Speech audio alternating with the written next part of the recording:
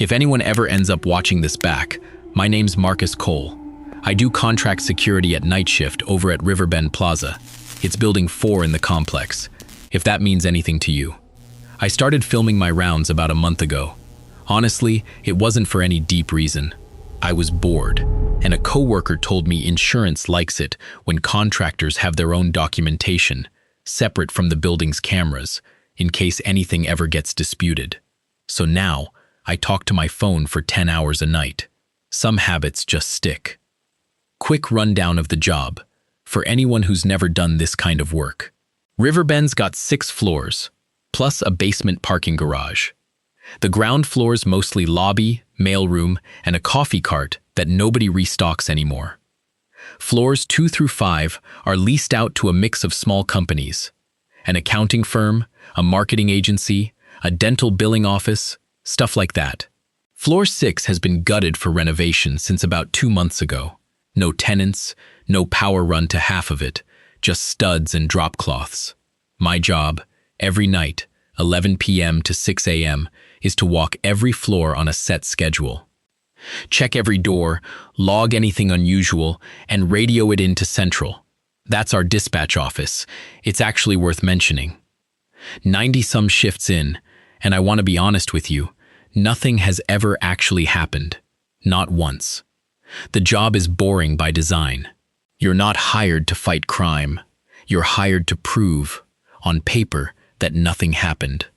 That's what tonight was supposed to be too. Let's get the walkthrough started.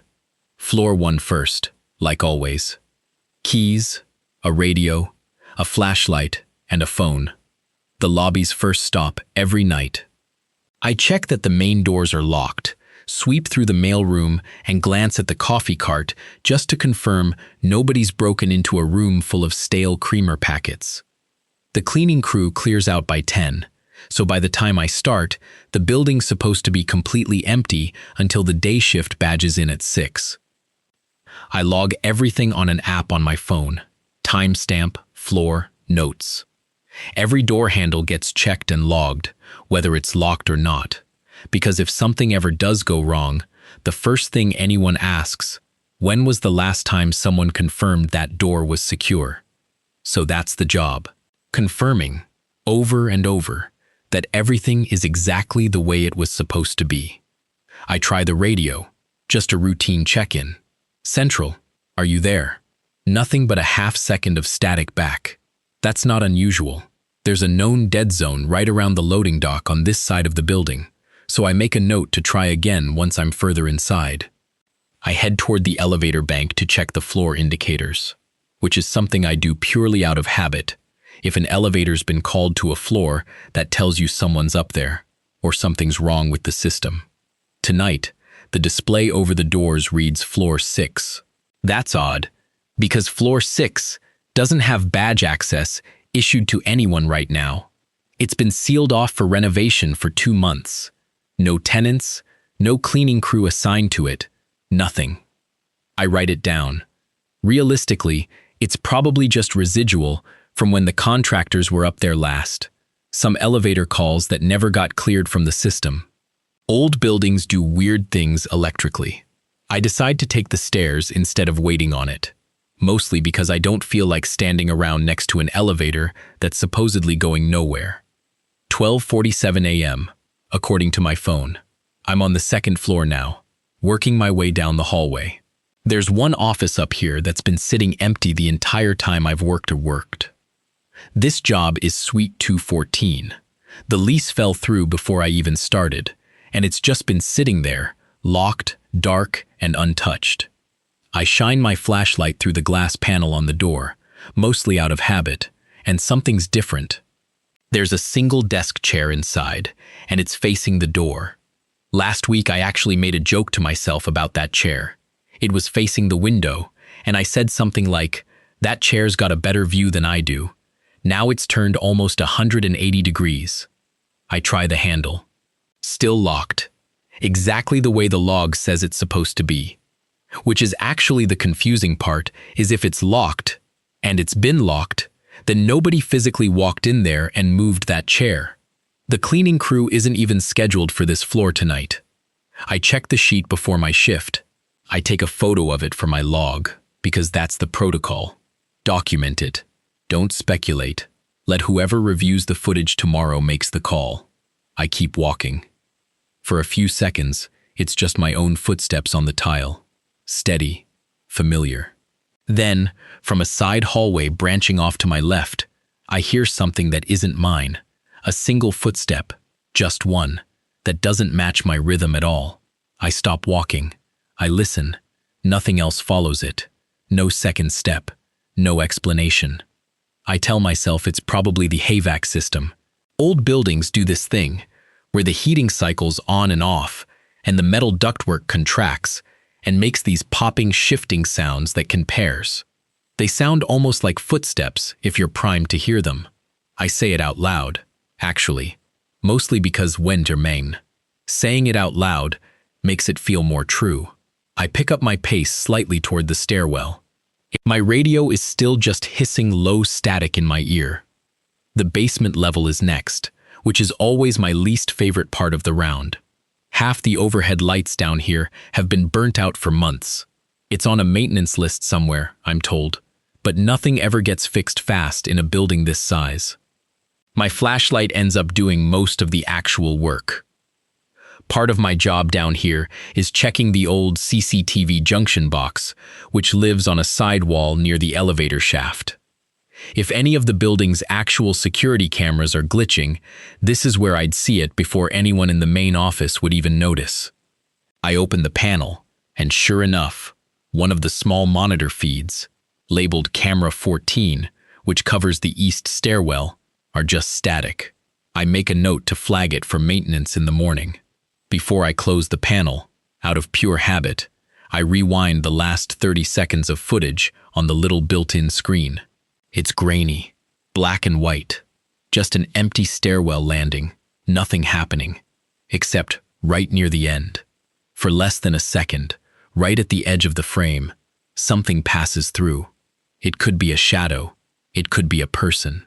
It's gone, before I can even process what I'm looking at. And then the feed drops back into static. I rewind it again, play it a second time. I genuinely cannot tell what it is. I stare at that frozen half-second, a beat longer than I probably should, trying to make it resolve into something explainable, and it just doesn't. I tell myself it's a compression glitch. The system down here is old. The feeds get corrupted sometimes, and a corrupted frame can look like almost anything if you stare at it long enough. I close the panel. As I turn to head back toward the stairs, my radio actually breaks through the static for the first time all night. It's a voice, garbled and cutting in and out badly, but I catch fragments of it.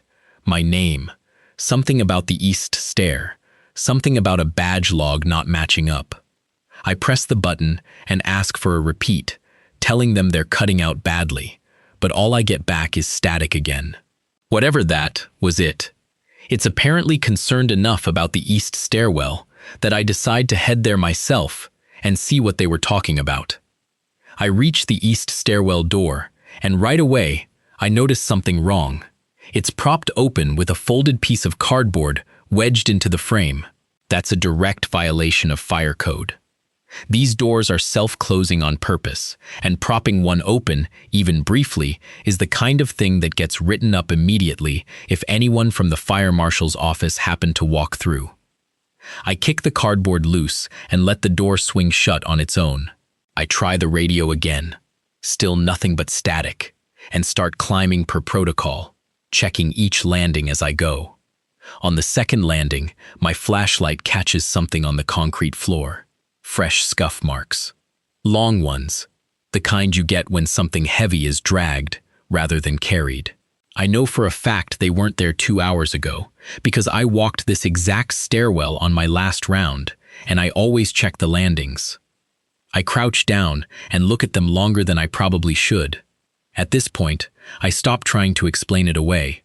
I key the radio and actually say, out loud, that I need someone to pick up, that I've got something here I can't identify, and I need eyes on the east stairwell. Nothing comes back but static. I keep climbing, faster now, and I notice my own breathing getting heavier, not from the exertion. I've climbed these stairs 100 times, but from something closer to nerves that I'm actively trying to keep in check. Somewhere between the 4th and 5th floor landings, I hear it clearly for the first time. Footsteps, one flight below me, matching my pace almost exactly. Almost. I stop completely. The footsteps below me stop too, but a half-second late, like whoever, or whatever, it took that extra half-second to realize I'd already stopped. I say, quietly, mostly to myself, that it's just a person, that someone else is in this stairwell, and that's a completely normal, explainable thing, and I need to stop spiraling. I say it like it's a fact. I need to be true rather than one I actually believe. Then I keep climbing, faster than before. I come out onto floor 6, the gutted renovation floor, and immediately something doesn't add up. Nobody is supposed to have badge access up here. The whole floor's been sealed since renovation started.